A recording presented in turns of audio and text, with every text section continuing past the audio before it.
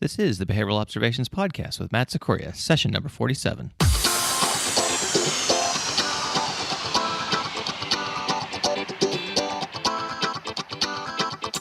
Welcome to the Behavioral Observations Podcast, stimulating talk for today's behavior analysts. Now here's your host, Matt Sikoria.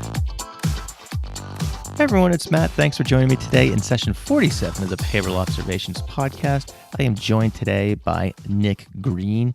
Nick is the CEO of BehaviorFit. You can find out more about him at behaviorfit.com. And he is a familiar voice to us because he joined us in session 38, where he talked about his contribution to the Next Gen Revolution Summit. But today we have him for a full-length episode. So he and I talk a lot about health and fitness. I get to learn a lot about things I probably should be doing better. We also take lots of listener questions, so I think there's something here for everyone. I think you're really going to enjoy this episode. And I also have a very special announcement to make before we get to Nick's interview. On May 16th, I will be co-hosting a special webinar with Adrian Fitzer of the Applied Behavior Analysis Center. We will be hosting Rich Brooks, who you met back in session 15 of this podcast, to talk about the bare essentials of digital marketing. You know, as it relates to marketing your agency's services, there's a lot of pitfalls that are mines in the minefield, if you were, that are out there. You know, there are things that we can do and things that we shouldn't do. And so Adrian and I are going to cover the ethical aspects of digital marketing, but Rich is then going to take over and talk about some of the things you can do to get your message out there. And this guy is a pro. Again, he is the founder and president of Flight New Media, which is a digital marketing company based out of Portland, Maine. And he's going to present his bare essentials model for putting your best foot forward out there in a digital sense. The bare essentials model involves building an audience or building a website to attract an audience, attracting that audience, retaining them, and then evaluating your marketing metrics. So I think if you have any interest in those sorts of things, I think you're really going to have a lot of fun and learn a lot. So it's May 16th. For more details, I'll have a link to that particular webinar offering at behavioralobservations.com/session 47. And you can also go to abacnj.com and then search for webinars by month and check out the month of May, and we will be on that list. So Adrian and I are really excited to do this and are really excited to work together to, again, bring Rich's wisdom to this webinar series. So we're also sponsored by Chartlytics. Chartlytics.com is where you can find more information about them. And what they do is they do a lot of different things. They do a lot of trainings on precision teaching, but they also have developed a really comprehensive digitization, if you will, of the standard acceleration chart. And it really automates all of those processes.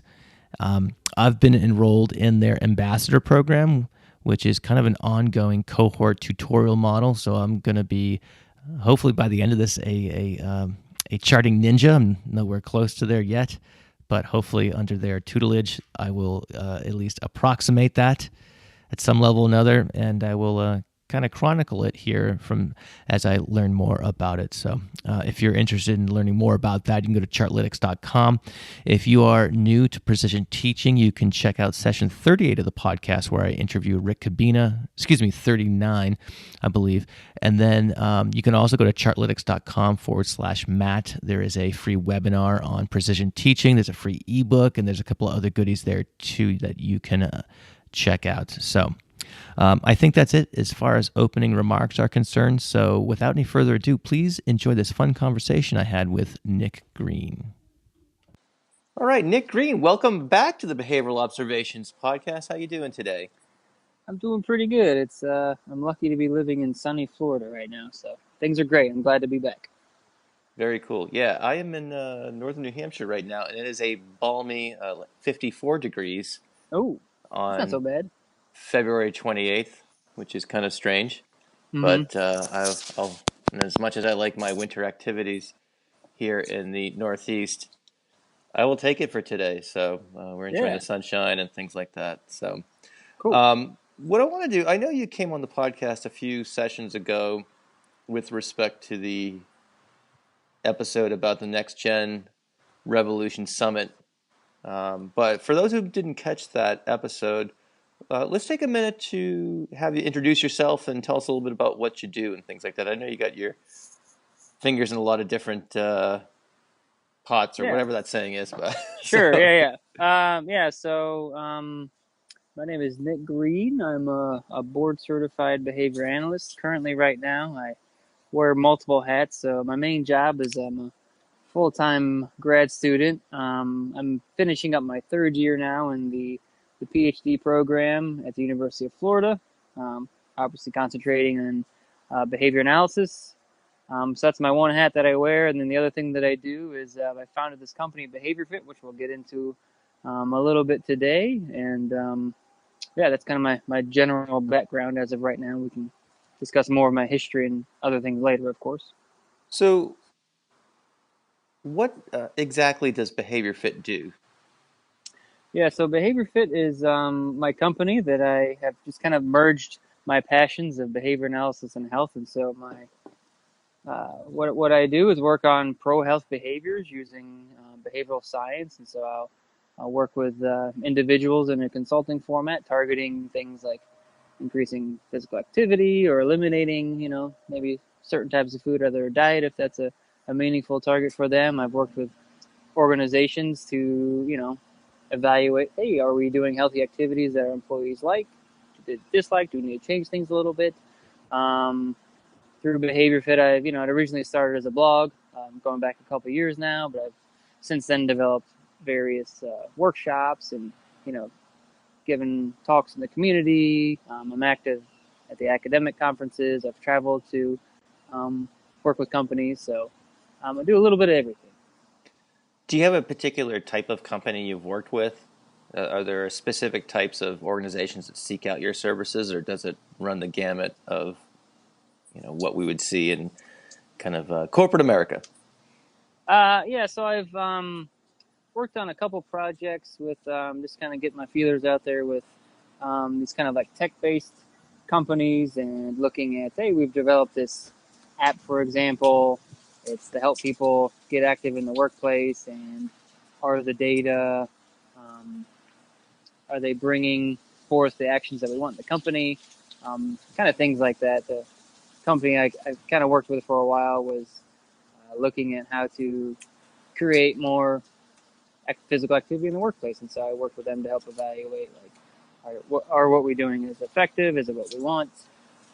That's kind of been one area I've worked in. I'm currently working with one individual right now where she wants to bring more health and wellness kind of initiatives to her company, and with a behavioral approach, I see there's a big opportunity in worksite wellness in general, because a lot of the wellness programs, there aren't as many behavioral measures as we would like to see, I think. And so I've kind of tried to fill that gap a little bit and say, hey, okay, you want healthier companies, you want employees to engage a little more related to health and wellness. What would that look like? And so that's an ongoing project right now. So, do the tech companies that you work with, do they get the quantitative nature of what we do as behavior analysts? Do they say, "Oh, I get it. You can measure this stuff too"? I would think the Yeah. more science-based or STEM-based organizations might have a faster uptake or better appreciation, perhaps, of, Hmm. of, of what we do. Have you Yeah. found that?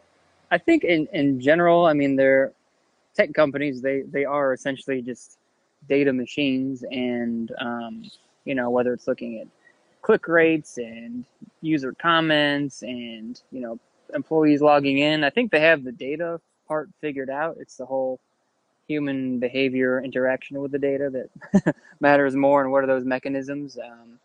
My colleague Triton and we talk about this a lot, of having like there's a data deluge out there, so it's kind of like a fire hydrant of data that's always coming at you. And I think the real value that we would have as behavior analysts is, I'm kind of diverting the question a little bit, but it's really just figuring out what is that useful bit of data going to be for a company, and how can that be tied to the company's objectives, bottom line, things like that. Great, great. So let me ask you a chicken or the egg question. What came first? Your interest in behavior analysis or your interest in Ah, health and wellness? yeah, that is a fantastic question. So, my story, I guess the chicken and the egg, ABA came first. Okay. And so, what that looked like for me was that I got started in the field. I graduated. Maybe go into my backstory here that might Yeah. shine Take your time. shine a little context, kind of on my journey here through behavior fit and being in school. So, I graduated from Purdue University just with a degree in psychology, had no behavior analysis coursework, or had no idea that the science existed. The That was included. Boilermakers, if I'm not mistaken, That's right? right. Yeah, we our basketball team they're back on the upswing now. So hopefully they'll win the tournament. If got any college basketball fans in the crowd.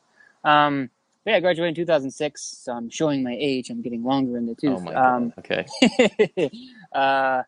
Yeah. So psychology. Then I did. I worked as mental health counselor, liaison type of role, which we didn't really do anything significant. So I moved on from that job.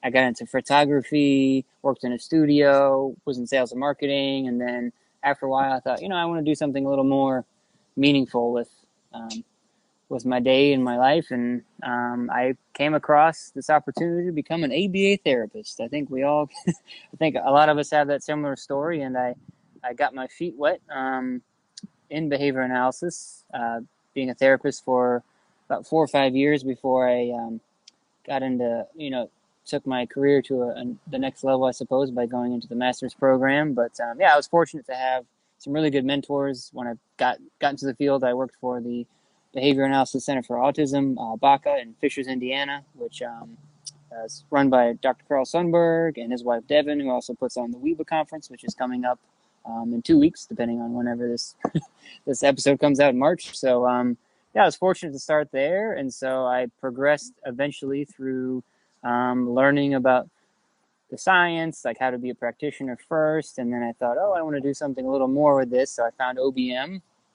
That took me to FIT down in Melbourne, Florida, which led to me developing a thesis idea. And on this whole journey, which I'm kind of describing, I found that I wanted to make a change for my own personal health and fitness, and I decided to make that leap. And so I got into CrossFit and weight training, and that was kind of my flavor of sport and fitness. And I've just kind of lined up everything that I've been passionate about with ABA, science, organizational behavior management, bringing it to the people. And that's kind of where I'm at today. So it's ABA first. I was on my own personal journey for fitness, and then I needed a master's thesis to graduate. So I said, let's do I like this kind of sitting stuff, which we can talk about, and getting people moving in the workplace. And that's, fueled my interest in, workshops and research and, engaging with people online and, all that stuff. So that's the general story there. Was there a precipitating event that made you focus on this, or is it just, hey, I'm not a kid anymore, and I'm just, Sure. I'm just curious how that shift occurred. I mean, were you into sports or a gym rat or anything like that Okay. prior to this? Oh, yeah, that's a good question. Yeah, so I did have a history there. So growing up, I played baseball all my life, and then played baseball throughout middle school, high school. I ran cross country in the fall to get into shape for wrestling, and this is all in high school. So I 3-sport athlete in high school, and then in college, no sports there. Played intramurals. I kind of did the basic Globo gym stuff, do bicep curls, core, stuff like that.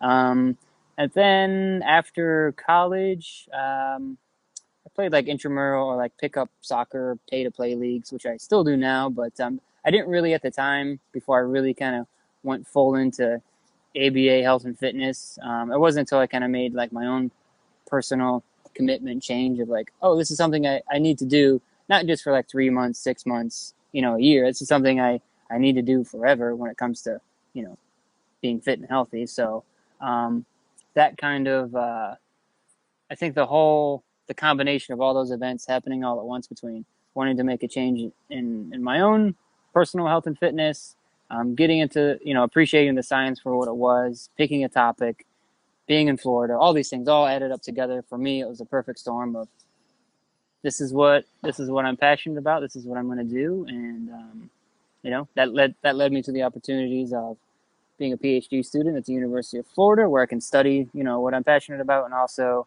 I've had the flexibility to do this behavior fit stuff on the side. Awesome. Now, it seems like at the time, and correct me if I'm wrong, at the time in which you kind of made this more consistent commitment to fitness, I guess, you talk about CrossFit a lot, I guess, and I'm Yeah. wondering where CrossFit was at the time compared to Yeah. where it is now. It seems like it's kind of like everywhere. Mm-hmm. Was it relatively new at that point in time? Yeah, so I've been at that, and this is by no means an ad for CrossFit, but just my experience here. That was about 4 or 5 years ago, and that was right at the cusp when social media and everything started taking off big time. So I was right kind of early on, right before all that kind of took over. Yeah, is that where you're kind of going with that? Yeah, I was just seeing, like, were you an early adopter of CrossFit, and Oh, as no. it relates to what it's like right now, where you can't go on Instagram without seeing someone doing Sure, their yeah. PR deadlift or something Yeah, like yeah. that. I know we had So some for, funny chats about that on Facebook a mhm, little while ago, but yeah. anyway, yeah. So if you can just kind of compare and contrast kind of where it is now versus where it was at Sure. the time. It's definitely just with, Instagram and social media. There are now individuals out there that can make a full-time living being a sponsored athlete, and that's what they do all day, is to post themselves because they have sponsors and they need to show ads and all that stuff, and they have to look slim and beautiful, all those things, or muscular. So that, I think that in any industry has kind of changed, and that industry was already there. Historically, CrossFit's, I think it's only, I think the first affiliate, the first gym, the first box, if you will, opened up in like early 2000, so, or right around 2000. So it's, as an industry, it's fairly young, and so it's grown obviously just with everything else, but it's had a good foundation for it to explode, to what it is today. I see. So And on top of that, it's a really good methodology that works for a lot of people. It has a lot of reinforcers in there, and it gets results. Like that. That's a big thing that I think a lot of people might miss.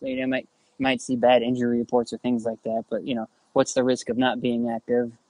There's always that. But if it didn't work, it wouldn't have turned into the thing it was today, or it is today. Well, that kind of speaks to the next question that just occurred to me, is that if you're Mm-hmm. doing individual consulting with someone who's looking to get fit, and we Yeah. can kind of define get fit in a number of different Sure. ways, but Yeah.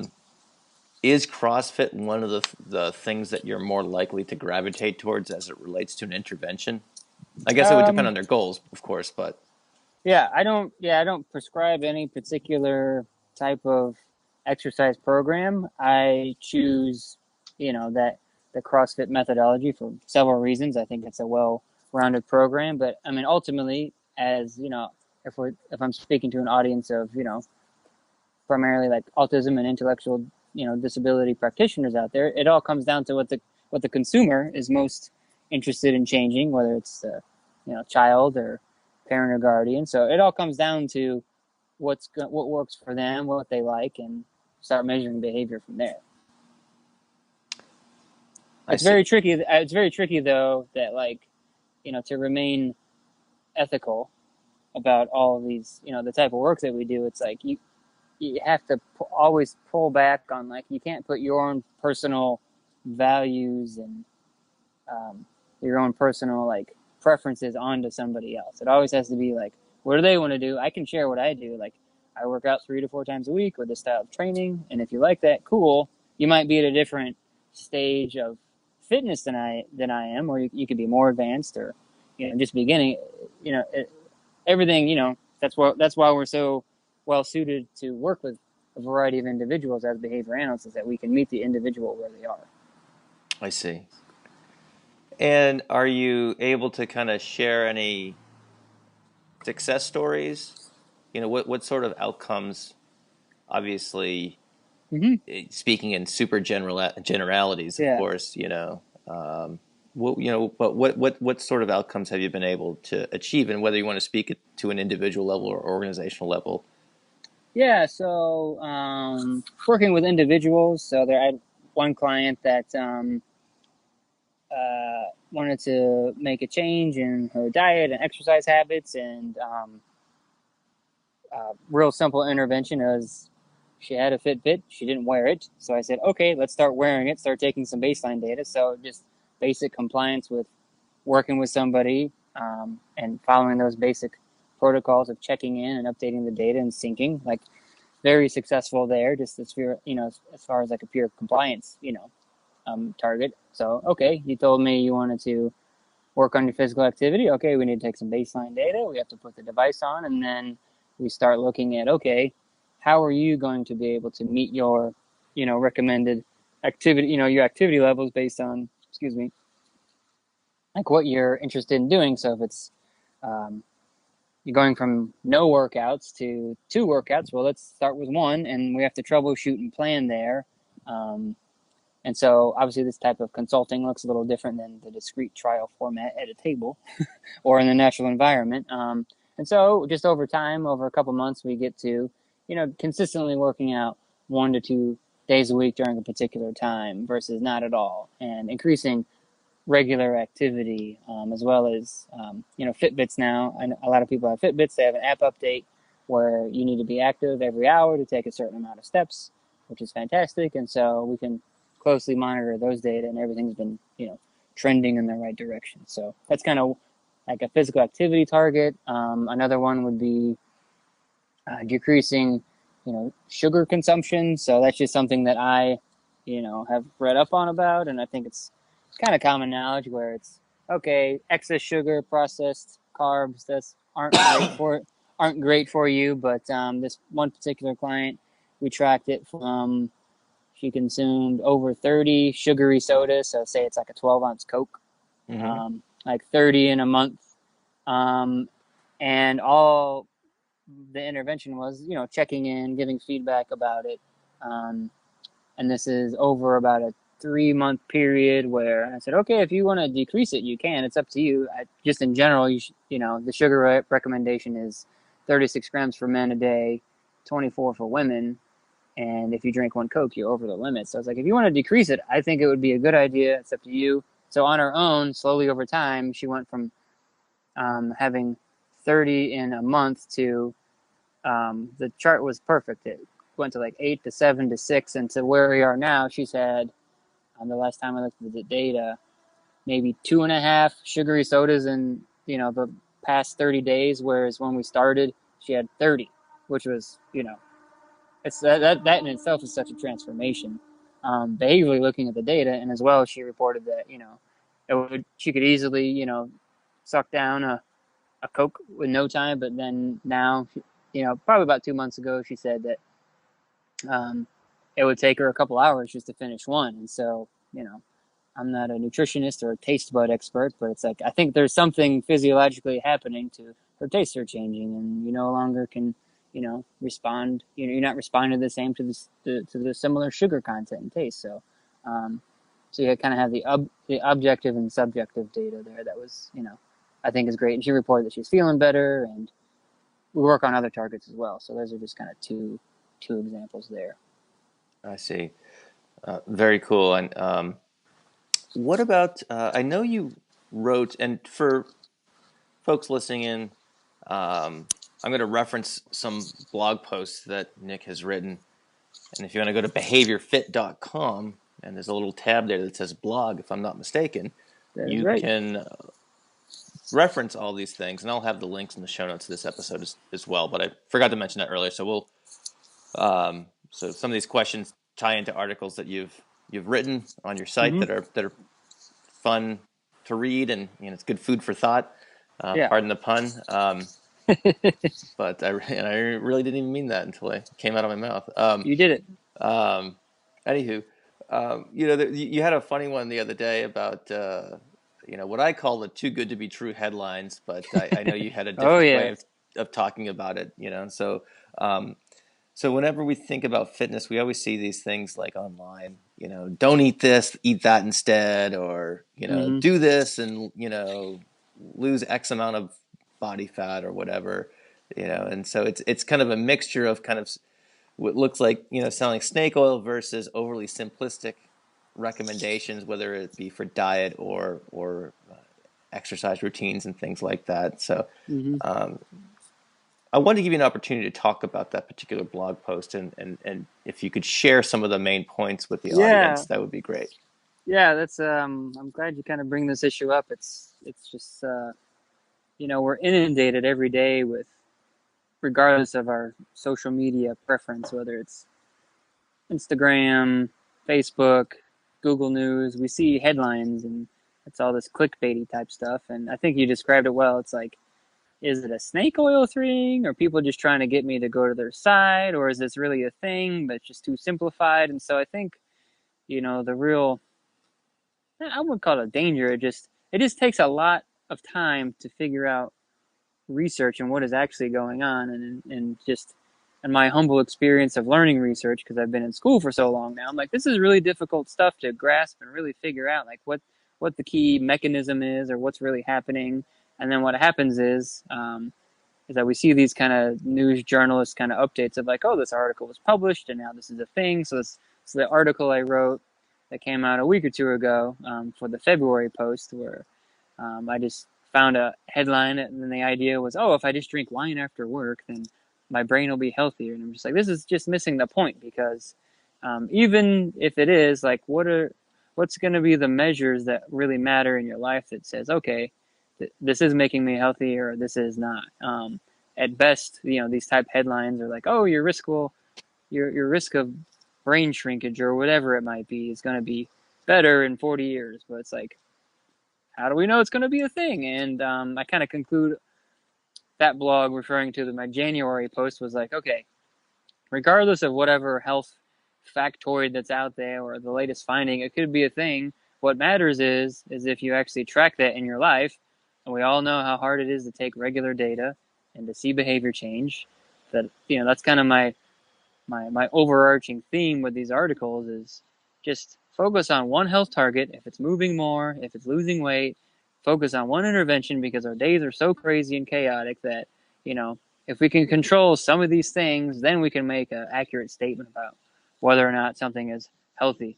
Maybe wine is healthier for you, but it might not be for the next person. And the only sort of way that we can figure that out is if we kind of use our single case methodology, which I think is very valuable in these type of circumstances. Say, okay, I taught you to mand more. In the presence of parent A, you are manding more. In the presence of parent B, you're not manding more. So the same thing with wine. In the presence of wine A, you're losing weight. In the presence of wine B, your brain's better. Like, just take data. That's all I'm asking people to do. And, just think more critically about what you're reading, because it could set you up for a whole, you go down a whole rabbit hole of, you make one bad rule, then you make another bad rule on top of that. And then, 6 months later, you are out of shape, or you made a bad decision, or, the outcome could be anything. And the data will help us figure out whether or not that's true.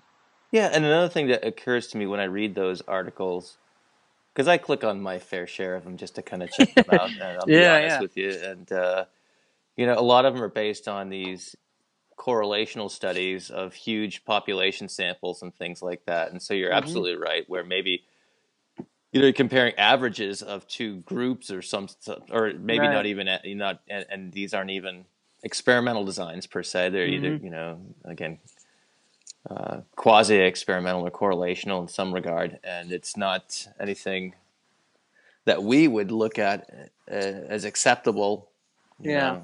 in terms of research quality and things like that. They might be guideposts for further, or stimuli to, for further discussion or inquiry or something like that. But Right. Yeah. And I mean, and correlational studies are valuable. They help us figure out certain things. And let's say the article I referred to, the whole wine is good for your brain thing, maybe it is like correlation, but you still have to take like action on like, okay, let's drink 1 glass of wine after work for like 3 weeks to figure out if something changed. Like, there's multiple layers of how to critically how to evaluate these studies, and that's the I'd say the big take home message with kind of that last article that I wrote was like, okay, the research article is correlational, but the problem is we're taking these headlines as if they are cause and effect. So it's not even, there's a clear disconnect there, So that's where we set up as humans.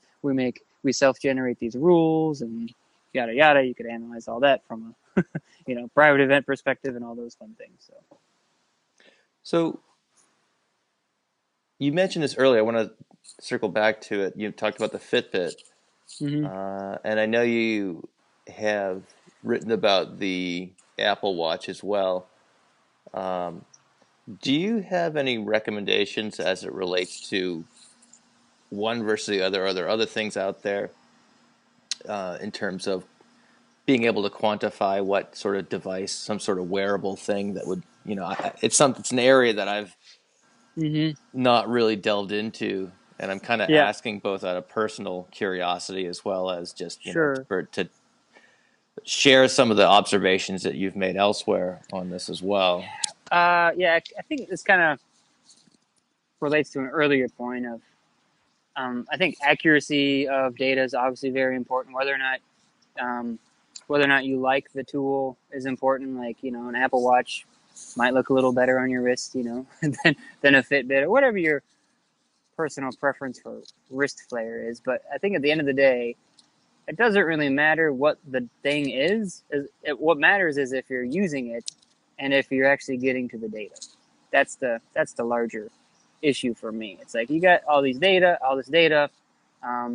whether it's steps or heart rate or intensity minutes, or you're tracking your food every day. Are you taking the time to go back and evaluate, your past behavior, and is that going to change future behavior when looking at those variables? Does that make sense? Sure. Yeah, it's kind of more or less a personal style, and whatever works as long as you're using it and you're interacting with the data, then we're good. If I'm, that sums up. It's difficult because we can get you always have to. I have to catch myself too of just like, okay, I got this heart rate data. What am I gonna do with it? And for me right now, I need to do a little more personal research on looking at heart rate and variability if I want to look at something like that. Which I'm not a exercise physiologist, so I don't know all the ins and outs of that. But it's just like, okay, what's important to me right now? For me personally, Nick Green, exercising is getting to the gym 3 to 4 times a week, working hard, making sure my heart rate stays high, or increasing my heart rate during an intense exercise, and then having an overall good resting heart rate. Daily steps, maybe not as important for me based on the intense exercise that I do. Maybe for somebody else who doesn't do the intense exercise, maybe regular daily steps is more important. So, it's, are you using the data, and then what data is most relevant to you and your fitness and wellness goals? Got it. So if someone came to you looking to, let's say that a specific goal, or at least a goal in a general category of, say, like weight loss or fat loss and things like that, take us through kind of the course of, I don't say the intervention, because you probably have to the discovery, if you will. What sort of things would you ask? What might be some low-hanging fruit you would pick, and so forth? Specifically for, you said like weight loss? Yeah, because I have this friend, who's in his early 40s, and sorry, I was gonna see how long I can keep it up, but he likes to go skiing. That's right. He anyway, so what would be some of the what would be the questions you would ask if someone engaged you in a consultative process, and I'm just trying to figure out what the general starting point is. And I was joking around earlier. Okay, this is kind of a nakedly selfish question, but I think there's probably a lot of us who would find themselves in this situation it's funny because I was talking with someone who is in his early 30s the other day, and he was talking about how, and he's like, yeah, I gotta drop a few pounds and stuff like that. And I said, yeah, well, when I was, at your particular age, dropping 10 or 15 pounds was relatively easy to do. Just focus a little less on focus a little bit more on the good food and less on the bad food, a little more movement, and boom, you're Hmm. back to wherever you want to be Yeah. without too much effort. And I'm finding the older I get, the harder and harder it is to kind Ah, of, you know, I think you just gave away your own answer there. You said without too much effort. I thought I would be there, but well, yeah. But go ahead.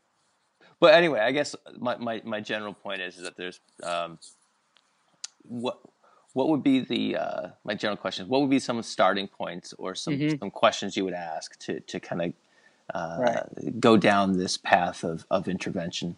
Sure.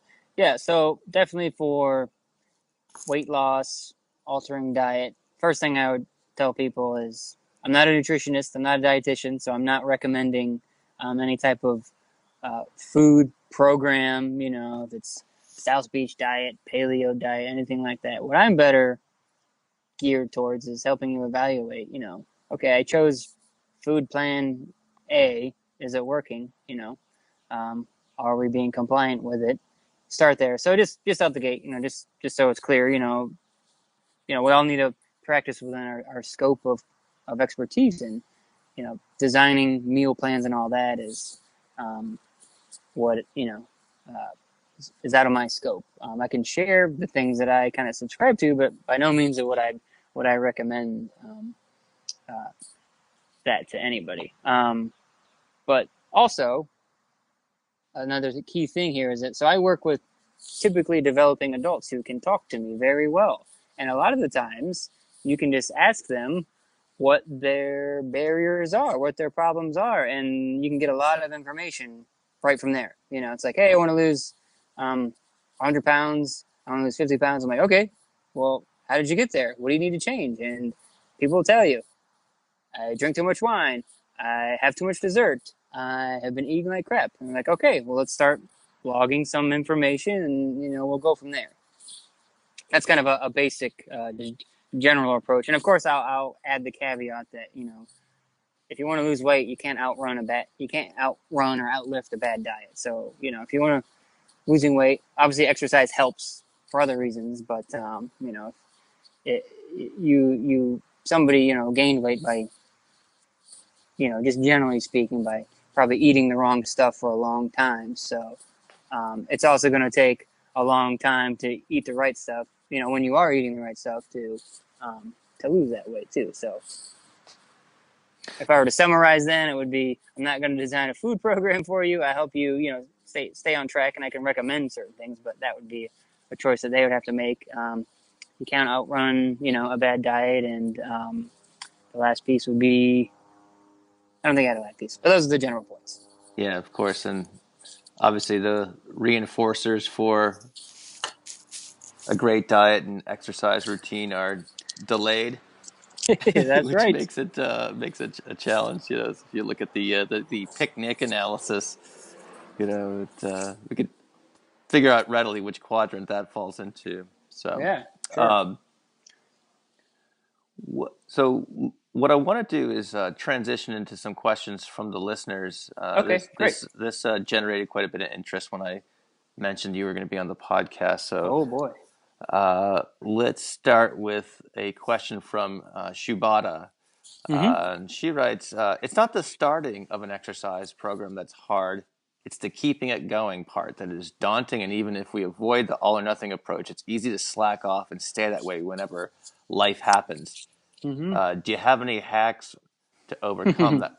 That would be great. And I second that because I will do that. I'll go for spurts of exercising, and I can keep them up pretty long. But usually, what happens is I'll go away to a conference, or I'll go someone Yeah. will come to town, and I'll have company or some other thing, and I find it hard to kind of get back on the horse again, if you will.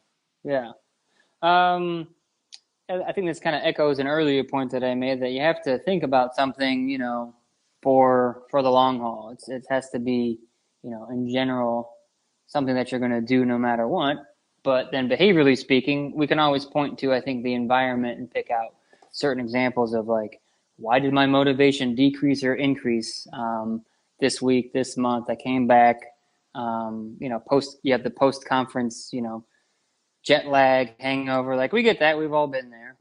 I can just speak for myself where I had a series of a couple months where my motivation changed as a function of certain environmental variables where a year ago, last April, all my workout buddies like graduated and moved away. So that was a huge reinforcer for me to be around those individuals. And so I didn't have that anymore, but I had to still, call it self-talk, following rules. I still, had that commitment that I made to myself of, okay, this is something I need to exercise. It might not be as fun, but I'm still going to do it. That's just what you have to do. Given today's job characteristics, I'm a full-time student, so my job is not strenuous. So these are the things that I've told myself through the past 4 or 5 years that I just have to do this to be a normal, healthy human being in today's society. So, looking at environmental variables like, your peers, that happened. I also had the wonderful experience of the gym I transitioned to in the fall. It actually shut down. So that was a huge, another huge abolishing operation as far as going to that gym. You think about whether you are on your fitness, your fitness journey. If it's perfect right now, great. If it's imperfect, well, either way, I think you just have to look at, yesterday, did you do what you wanted to do health-wise? Well, there are a lot of behaviors that occurred yesterday and today, and they've received lots of reinforcement for it. So you have to think about any type of fitness and health-related behavior. What's the level of, what's the learning history involved with it? How much reinforcement has occurred for that target behavior, whether it's eating a new, healthier food item or traveling to this new gym? Yeah, those are big hurdles that we always have to tackle, and looking to the environment for our motivation is the key there. I see. And she also writes, more importantly for me as a parent of a child with autism, I would like to know, what do you suggest for our guys with ASD? They're vulnerable to overeating and moving less, more than a typical population. And we sometimes rely on primary reinforcers, etc. And I guess in general, she's trying to look to wean kiddos away from that sort of thing and moving more and things like that. And that also dovetails into a question that Valerie sent in, where she works with the special ed population in areas of movement. And she would like to increase the interest in a variety of gross motor and object control activities. So, children and adolescents can, learn healthy and fit ways or healthy ways to spend leisure time and things like that. So have you at least to come across any literature or have done any work in, I know you said you work typically with typically developed individual or neurotypical individuals. Have you worked on it and with any of these populations that Shubhata and Valerie are talking about? Not specifically, but I think the same principles for health and fitness and working with individuals regardless of diagnosis, apply the same. So it's common that iPads and computers and those type of activities, even kids and adults that might have stereotypic, reinforcers that could just be sitting there, something like that. You'd have to take the initiative to program new activities and reinforcers, pair them like you would any other activity. Unfortunately, what has happened with the invention of the iPad and video games and all that is a very sedentary behavior. So yes, kids are learning more. They're following instructions better. They're asking for their iPad, things like that, as opposed to engaging in problem behavior for these activities. But I think as practitioners and parents and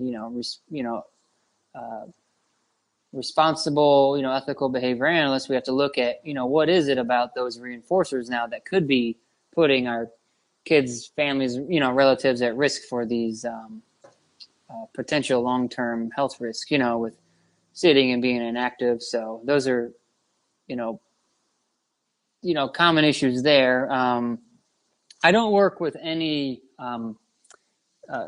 children, any kids or adults, particularly right now with developmental delays. But I do have a colleague in my program that is working on physical activity and seeing how it affects problem behavior and stereotypy. But just from a methodological perspective, it took a lot just to get one child to prefer jumping on a trampoline versus just choosing the iPad. And so it just takes a lot of learning trials, just like anything else, I would say. And, being proactive in creating these health-related pro-health behaviors, because if we don't teach them, I think that's the ultimate responsibility we have. Like, yes, we need to teach them, daily living skills and certain academic tests, but everybody also needs a health and fitness repertoire. And if we don't teach it early, if at all, it's not going to happen, right? Yeah, absolutely. All right, cool. So Celia asks, first she wants to say thank you for the important work that you're doing. Thank you, Celia. Is it Cecilia? Celia. Or Celia? We often do a much better job at caring and teaching learners than self-care. As a working mom, I often find challenging competing contingencies to engage in self-care behaviors. For me, it might be the MO. The MO for attending a webinar might be higher than running. Right. Can you provide some strategies for increasing this MO? Yeah, that's just a battle we all face.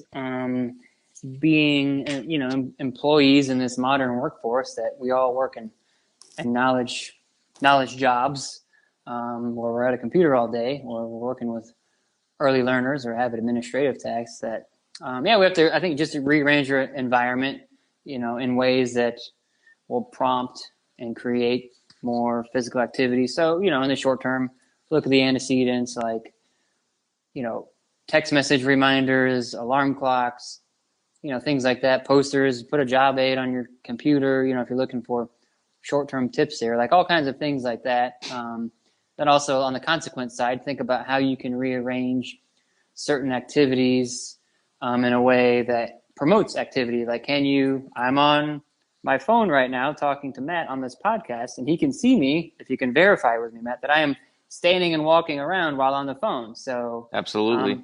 While you can listen to a webinar, can you put it on your phone and also walk and listen? I do that all the time. Depending on the nature of your job, there are certain environmental variables that can be working against you, and this has been really informed by my own research. When working with sedentary office workers, is that you could be chained to the front desk. You can't leave, right? You have to be there for 3 hours, but can you get up and move every 30, 45, 60 minutes to get the blood flowing? Just as long as you're doing something, it still create, at the end of the day, you still have to create some type of, intervention that eventually you will want to fade out. So then, your health behaviors contact the natural reinforcers of moving and doing other things. And just parenthetically, I just want to remind everyone that you did an interview with ABA Inside Track on that particular study. So I'll link to that in the show notes as well. Oh, great. Thanks. Robert Perry Cruz and you had a fun conversation about that, if memory serves. So Yeah. For sure. Thank you. Yeah, no problem. So Erica writes in, I'm so excited you're interviewing Nick. See, I told you your appearance is generating interest. Man. My question is, how would he suggest people start off if they want to get into this branch of behavior analysis? Yeah. So this kind of fits into my general talk at the Next Gen conference in Miami, where you just have to, if you want to be in health and fitness, like, you just have to become, a gold medalist. This is kind of a good timing with the Winter Olympics just ending, but that was my metaphor. Like, you just need to be a gold medalist in, like, your one thing. For me, I am the office sitting, workplace moving behavior analyst guy, right? That would be kind of my loose title. If you want to, be the nutrition with kids expert, then, be that person. So how you get started is, it could be a variety of things. It could be consuming blogs and podcasts related to that topic. It could be reading library books. I mean, these are all the basics, but just, I think the tricky thing is which I've kind of guided and mentored a lot of people out there, because I'm not the only behavior analyst that's interested in health and fitness. And those that commented or gave questions for the show, they're not the only ones either. But what the thing, like what we have to remind ourselves of, I think, is like we have to narrow our scope. So we have to figure out, like, how do we want to help people, in what way, what flavor of health and fitness, and then of course, go about your due diligence and, check in the research, look at the behavioral literature, see what's out there. There's plenty out there. And then you have to kind of pick your thing, and then you have to study all those fun terms. Like I read all about metabolism and lipids and triglycerides and all that, just to get to the point where I can just understand like one research article from, cancer research or the heart journals or things like that. So I know that was kind of a loaded answer in there, but you just have to, if you want to get started in it, you just have to, study hard, pick your focus area, and get after it. Yeah, I think the idea of serving a need in a specific niche area is well taken. If you can identify where people are having trouble, and then certainly specialize in solving that problem, then that's probably going to be one area. And I think ultimately too, it's going to take some level of, I don't know, for lack of a better word, entrepreneurism. Because there's I'm going to go out on a limb and guess there's not going to be a lot of salaried positions. Especially commensurate with the how BCBAs are typically compensated. Sure, for this sort of thing. So you almost have to kind of make your own job, if you will. It might be something that you need to side hustle for a little while until you generate. That's exactly right. Where there's no BCBA health and fitness guru job that's just waiting for me once I graduate. You have to carve it out along the way. And I think what you talked about earlier about problem solving and entrepreneurship, that's exactly what kind of my view is, and what I've come to think about in the past couple months is like, if you back up the scope a little bit, I consider myself a behavior analyst, but really at the end of the day, when I'm talking to the rest of the world, I'm just a problem solver. That's what I'm doing. And the way that I solve problems is by using behavioral science. And what do I do with that? I help people, reach their health and fitness goals, whether it be sports performance or helping them, modify the diet or something like that. And I just have the toolbox of, behavior analysis, applied behavior analysis to say, okay, this is the problem. This is how I'm going to help you, and we'll just go from there. But yeah, it takes a lot to, get to that point, because you want to say, okay, I draw the line in the sand here where I can help you. This is my scope, or I've read enough, and now this is my scope, and, things like that. So it's all about problem solving, I think. Awesome. Okay, last question here. A non-fitness question, I think, but interesting nonetheless. And I think it's probably something you can help out with. So Kenny writes, I have many questions about procrastination. Kenny, if it helps, I'm an expert in procrastination, not necessarily on the solving side of it, but anyway, I digress. In fact, that is what I am doing right now.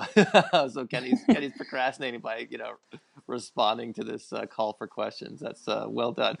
Kenny, I always recommend procrastinating with things related to the Behavioral Observations podcast. So anyway, I should be doing classwork for my BCABA. Anyway, I have tried study aid apps and timers and rewarding myself when I stay on task. In parentheses, he puts which is rare, and I am still struggling. I have even taken frequency data on myself for the number of times I am distracted in the study session. I've yet to come up with a strategy. Is this something Nick could address? This is completely unfitness related. Okay. Yeah, absolutely. But yeah, I know you said you're a problem solver, So, right, there we go. So I'm not asking you to fix his problems, fix all his procrastination problems based on a 4-sentence email. But how would you conceptualize this case, if you will? Oh boy, I would say maybe let's look at the personal calendar, see how your day's divided up. Maybe if you throw some pre-Mac principles in there of, okay, if every day we spend an hour on social media, maybe only do that after you get your studying in that day. Spread the study time out over time.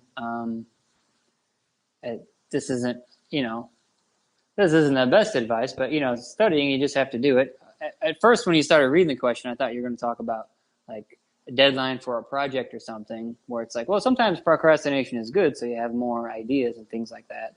Um, but for general study aids, yeah, I mean, unless Well, how about this? I know, you and I both are, Tim Ferriss listeners, and he often talks about morning routines and things like that. In yeah, fact, I think that's something that you've written about as well. yeah, I would imagine maybe incorporating something like that, into his morning routine, so it just becomes part of, sure, shortly after getting out of bed and brushing your teeth and maybe going. yeah. I like to get a lot of my more academic, hard thinking reading and writing done earlier in the day. So I'm fresher to go. So then you're not thinking about it and dwelling on it all day, depending on what your work schedule is. But for me, that's helped out a lot. I've done that for a couple of years now, where I get up, I do my reading and writing, like the serious stuff first thing in the morning. And then, because the day happens, you have emails and calls to attend to, then, your best study time and effort might not be at the end of a long day. There are some days we have to do some things under fatigue and all that, but yeah, just think about when you, I think when you perform the best, like when are you at your best and most alert and ready to go? Then block that time off, I suppose. Yeah, and conversely, when you're least productive, and if it's Right. like you said, if it's going to be at the end of the long day, then getting hmm that in Yeah. prior Sometimes to, yeah, you you have know, to change the environment significantly too. Like during finals week, I only wrote my finals questions as a take-home final at a different part of the library, so it was like a specific ritual or routine or habit. So, the new environment that I went in didn't have a previous history of checking timers and procrastinating or looking at social media, things like that. So it's, you know, going into a new physical environment without any history with those things, I think could be good, because then if you get some things done without leaving, then you'll have a new history established with, I study on the second floor of the library and things are good. yeah, I've heard of apps that will like disable your email and Facebook and your Yeah. social media channels and things like that, so Right. you could just kind of like you know for some period of time, once they're set, you can't alter them and whatnot. And I Right. guess it just depends on the nature of the I think procrastination. also just to give the procrastinator some hope out there that I've spent a lot of time with productivity tools and everything, and you can mess around with all that. But I think how it ties to, the Fitbits and Apple Watches, like any of the systems, they will work. Just pick one thing and just go with it. And it's just, you know, if you're a procrastinator, that means you don't have a long history of getting things done in an orderly fashion, and just, give yourself a break that you're not going to be perfect over the next week, month. It's going to take a long time. And, um, I never got up early and wrote in the morning and read in the morning. It just took a long time before I physically was getting up earlier, and then I displaced my writing time to earlier in the day because of other things. So, um, yeah, I think sometimes people are too hard on themselves. They're like, "Oh, I failed. I'm off task. I'm doing this." I'm just like, no, it's just going to take a long time, longer than you think it is, and then eventually, the tools that you're using, um, they're going to be kind of artificial in the sense that they didn't, they need to be faded out, right? If these are interventions that you want us, people want to change their behavior, I think the goal is independence. So we need to think about fading those things out. Sure. All right. Cool. Cool. Well, I think we've covered quite a bit of ground here, Nick, and I'm sure we'll Yeah, get I think so. a lot of questions based on our conversation today. So it'll be fun to hear the feedback that comes in from our episode here today. So I'd like to close with the question that I always close with, and Okay. what advice do you have for a newly minted BCBA? Oh, that's a good question. I would say, because I'm more in this uncharted territory, trying to expand behavior analysis world of entrepreneurship and doing your own thing, that um, the world needs more behavior analysts practicing in other areas. So if you're just getting just newly certified, and you're new to the field, maybe this is the first behavioral podcast you ever heard before, that there's plenty of opportunity out there to work in. Just work hard at the one thing that you're going to be really good at and solve problems for people, and the rest will take care of itself. All right, cool. Nick, thanks for joining me today, and hopefully we'll have you back down the road and to talk more about this topic that people are interested in. Yeah, thanks for having me, Matt. I enjoyed being on, and I look forward to all the comments and questions that come after. All right, and just to remind everyone, they can find you at behaviorfit.com, right?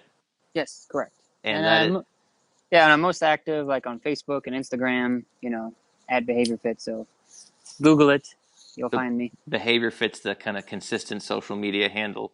That is the one. All right, yeah. So yeah, I've seen you certainly on LinkedIn and Instagram and Facebook and elsewhere. So yeah, cool. And we'll have those links in the show notes, as I've mentioned previously. So awesome. Again, thanks so much for joining me today, Nick. Take care. You're welcome. Thank you for listening to the Behavioral Observations Podcast with Matt Sikoria. You can find Matt's notes on this episode at www.behavioralobservations.com. We also invite you to stay connected with us on Facebook at facebook.com/behavioral observations and on Twitter at Behavior Podcast.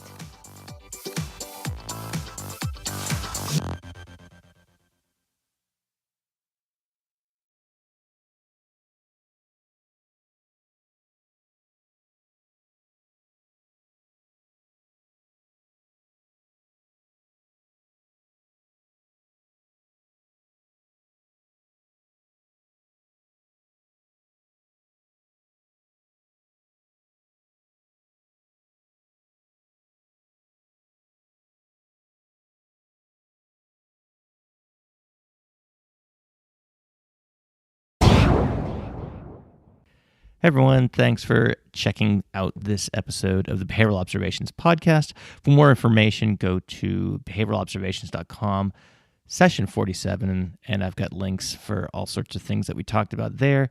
And you can go to behaviorfit.com to check out Nick's website.